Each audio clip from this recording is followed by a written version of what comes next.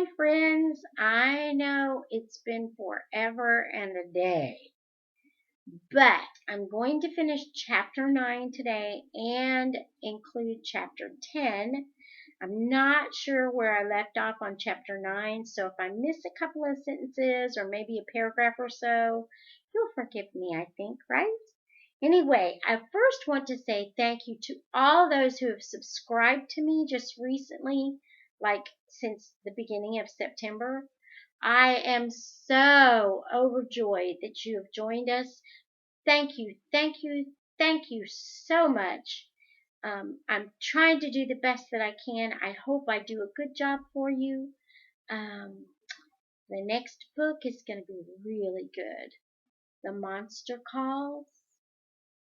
It is such a good book. I'm almost done.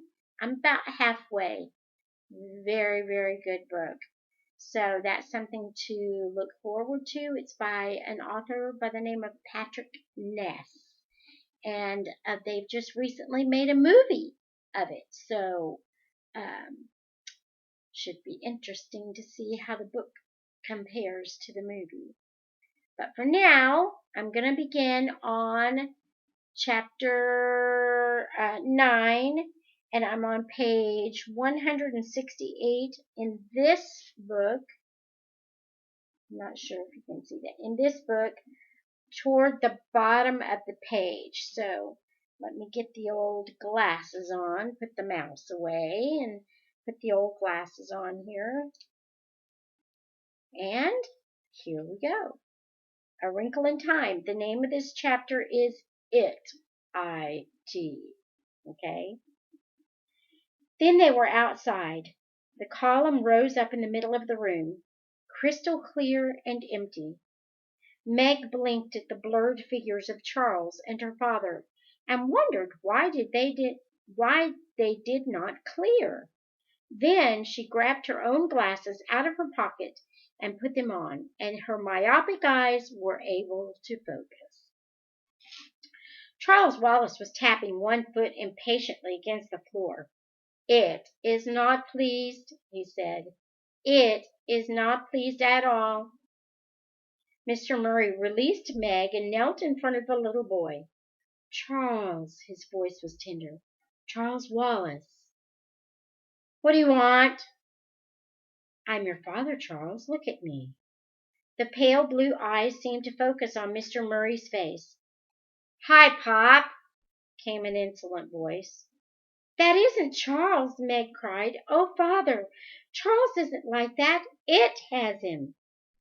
"Yes," Mr. Murray sounded tired. "I see." He held his arms out. "Charles, come here." "Father will make it all right," Meg thought. "Everything will be all right now." Charles did not move toward the outstretched arms. He stood a few feet away from his father, and he did not look at him. "Look at me," Mr. Murray commanded. "No." Mr. Murray's voice became harsh. "When you speak to me, you will say no, Father, or no, sir." "Come off it, Pop," came the cold voice from Charles Wallace. Charles Wallace, who, outside Camazotz, had been strange and had been different, but never rude. "You're not the boss around here." Meg could see Calvin pounding again on the glass wall. "Calvin!" she called. "He can't hear you," Charles said. He made a horrible face at Calvin, and then he thumbed his nose. "Who's Calvin?" Mr. Murray asked. "He's—" Meg started, but Charles Wallace cut her short. "You'll have to defer your explanations. Let's go." "Go where?" "To it." "No," Mr. Murray said. "You can't take Meg there." "Oh, can't I?" "No, you cannot. You're my son, Charles, and I'm afraid you will have to do as I say." "But he isn't Charles," Meg cried in anguish. Why didn't her father understand? "Charles is nothing like that, Father. You know he's nothing like that." "He was only a baby when I left," Mr. Murray said heavily. "Father, it's it talking through Charles. It isn't Charles. He's bewitched. Fairy tales again, Charles said. You know it, Father? Meg asked. Yes. Have you seen it? Yes, Meg. Again his voice sounded exhausted. Yes, I have. He turned to Charles. You know she wouldn't be able to hold out. Exactly, Charles said. Father, you can't talk to him as though he were Charles. Ask Calvin. Calvin will tell you. Come along, Charles Wallace said. We must go. He held up his hand carelessly and walked out of the cell, and there was nothing for Meg and Mr. Murray to do but to follow. As they stepped into the corridor, Meg caught at her father's sleeve. Calvin, here's Father. Calvin turned anxiously toward them. His freckles and his hair stood out brilliantly against his white face. Make your introductions later, Charles Wallace said. It does not like to be kept waiting. He walked down the corridor, his gait seeming to get more jerky with each step. The others followed, walking rapidly to keep up. Does your father know about the Mrs. W's? Calvin asked Meg. There hasn't been time for anything. Everything's awful. Despair settled like a stone in the pit of Meg's stomach. She had been so certain that the moment she found her father, everything would be all right. Everything would be settled. All the problems would be taken out of her hands. She would no longer be responsible for anything. And instead of this happy and expected outcome, they seemed to be encountering all kinds of new troubles. He doesn't understand about Charles, she whispered to Calvin, looking unhappily at her father's back as he walked behind the little boy. Where are we going? Calvin asked. To it, Calvin. I don't want to go. I can't. She stopped, but Charles continued his jerky pace. We can't leave Charles, Calvin said. They wouldn't like it. Who wouldn't? Mrs. Whatsit and Company. But they've betrayed us. They brought us here to this terrible place and abandoned us. Calvin looked at her in surprise. You sit down and give up if you like, he said. I'm sticking with Charles. He ran to keep up with Charles Wallace and Mr. Murray. I didn't mean, Meg started and pounded after them. Just as she caught up with them, Charles Wallace stopped and raised his hand, and there was the elevator again, its yellow light sinister. Meg felt her stomach jerk as the swift descent began. They were silent until the motion stopped, silent as they followed Charles Wallace through the long corridors and out into the street. The Central Intelligence Building loomed up stark and angular behind them. Do something, Meg implored her father silently. Do something. Help. Save us. They turned a corner, and at the end of the street was a strange, dome-like building. Its walls glowed with a flicker of violent flame. Its silvery roof pulsed with ominous light. The light was neither warm nor cold, but it seemed to reach out and touch them. This, Meg was sure, must be where it was waiting for them. They moved down the street, more slowly now, and as they came closer to the domed building, the violet flickering seemed to reach out, to envelop them, to suck them in. They were inside. Meg could feel a rhythmical pulsing. It was a pulsing not only about her, but in her as well, as though the rhythm of her heart and lungs was no longer her own, but was being worked by some outside force. The closest she had come to the feeling before was when she had been practicing artificial respiration with Girl Scouts, and the leader, an immensely powerful woman, had been working on Meg, intoning, "Out goes the bad air, in comes the good," while her heavy hands pressed, released, pressed, released. Meg gasped, trying to breathe at her own normal rate, but the inexorable beat within and without continued. For a moment she could neither move nor look around to see what was happening to the others. She simply had to stand there, trying to balance herself into the artificial rhythm of her heart and lungs.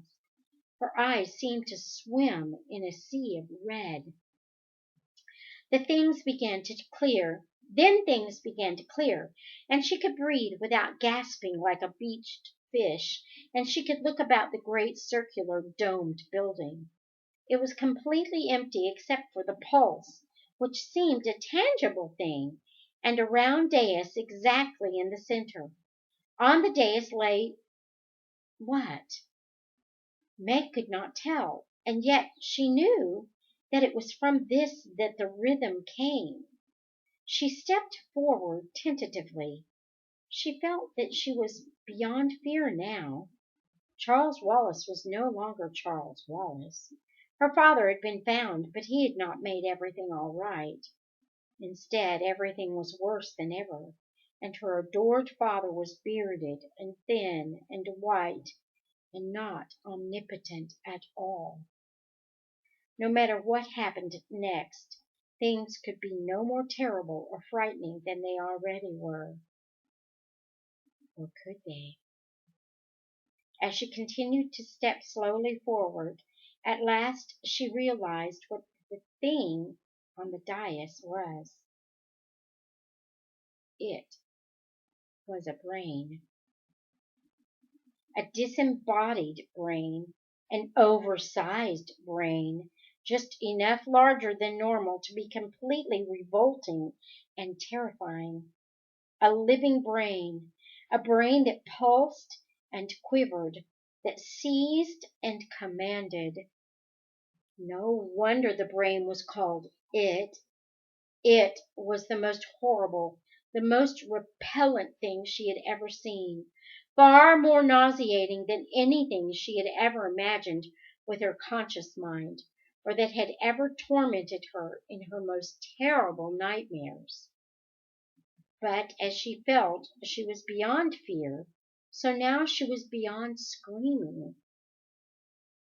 She looked at Charles Wallace, and he stood there, turned toward it, his jaw hanging slightly loose, and his vacant blue eyes slowly twirled.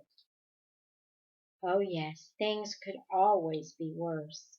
These twirling eyes within Charles Wallace's soft, round face made Meg icy cold, inside and out.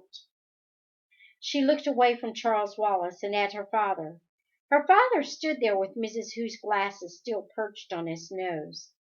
Did he remember that he had them on? And he shouted to Calvin, "Don't give in!" "I won't. Help Meg!" Calvin yelled back. It was absolutely silent within the dome, and yet Meg realized that the only way to speak was to shout with all the power possible.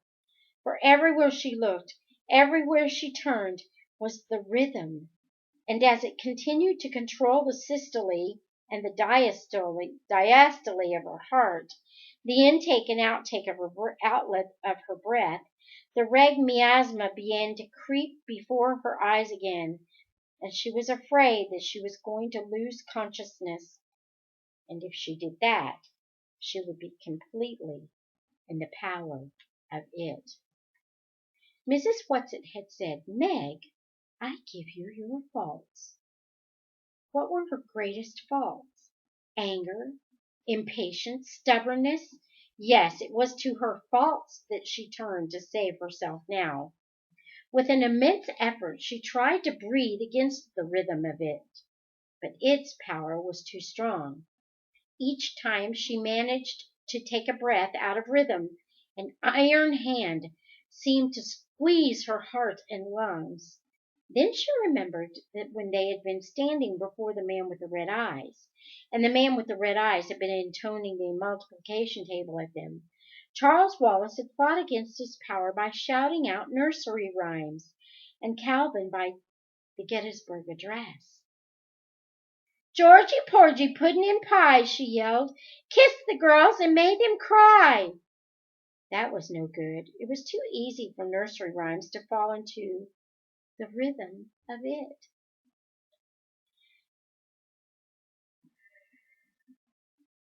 She didn't know the Gettysburg Address. How did the Declaration of Independence begin? She had memorized it only that winter, not because she was required to at school, but simply because she liked it. "We hold these truths to be self-evident," she shouted, "that all men are created equal, that they are endowed by their Creator with certain unalienable rights, and that among these are life, liberty, and the pursuit of happiness." As she cried out the words, she felt a mind moving in on her own, felt it seizing, squeezing her brain. Then she realized that Charles Wallace was speaking, or being spoken through by it. But that's exactly what we have on Camazotz. Complete equality. Everybody exactly alike. For a moment her brain reeled with confusion. Then came a moment of blazing truth. "No!" she cried triumphantly. "Like and equal are not the same thing at all." "Good girl, Meg!" her father shouted at her. But Charles Wallace continued, as though there had been no interruption. "In Camazotz we are all equal. In Camazotz everybody is the same as everybody else." But he gave her no argument, provided no answer, and she held on to her moment of revelation. Like and equal are two entirely different things. For the moment she had escaped from the power of it. But how? She knew that her own puny little brain was no match for this great, bodiless, pulsing, writhing mass on the round dais. She shuddered as she looked at it.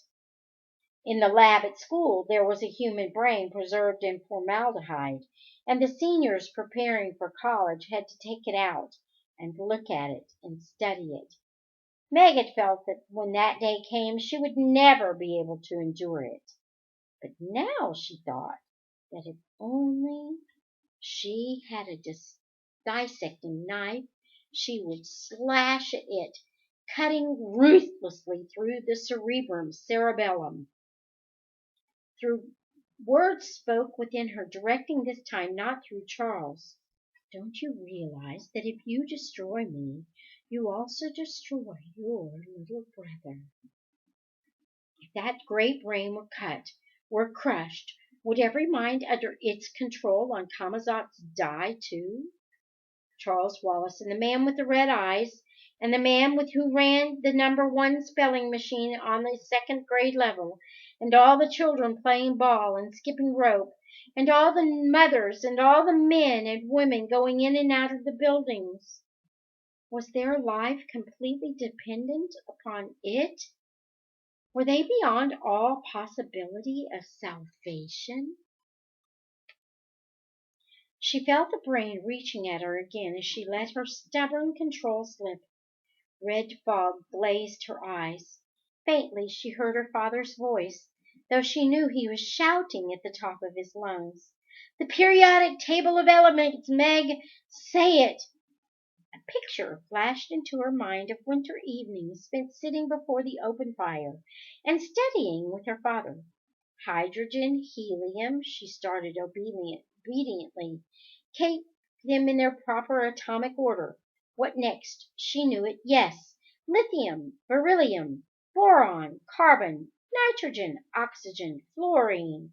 She shouted the words at her father, turned away from it. Neon, sodium, magnesium, aluminum, silicone, phosphorus. "Too rhythmical," her father shouted. "What's the square root of 5?" For a moment she was able to concentrate. "Rack your brain yourself. Meg, don't let it rack them." "The square root of 5 is 2.236, she cried triumphantly, "because 2.236 times 2.236 equals 5. What's the square root of 7? "The square root of 7 is—" She broke off. She wasn't holding out. It was getting at her, and she couldn't concentrate, not even on math, and soon she too would be absorbed in it. She would be an it. "Tesser, sir!" she heard Calvin's voice through the red darkness. "Tesser!" She felt her father grab her by the wrist, and there was a terrible jerk that seemed to break every bone in her body, and then the dark nothing of Tessering. If tessering with Mrs. Whatsit, Mrs. Who, and Mrs. Which had been a strange and fearful experience, it was nothing like tessering with her father. After all, Mrs. Which was experienced at it, and Mr. Murray, how did he know anything about it at all? Meg felt that she was being torn apart by a whirlwind. She was lost in an agony of pain that finally dissolved into the darkness of complete unconsciousness. And that's the end of chapter 9. Until next time, may the Lord bless you and keep you. May he make his face to shine upon you and be gracious to you. May the Lord lift up his countenance upon you and grant you his peace. Now, chapter 10 will be upcoming sometime later on in the next couple of days. Blessings to you all. See you later.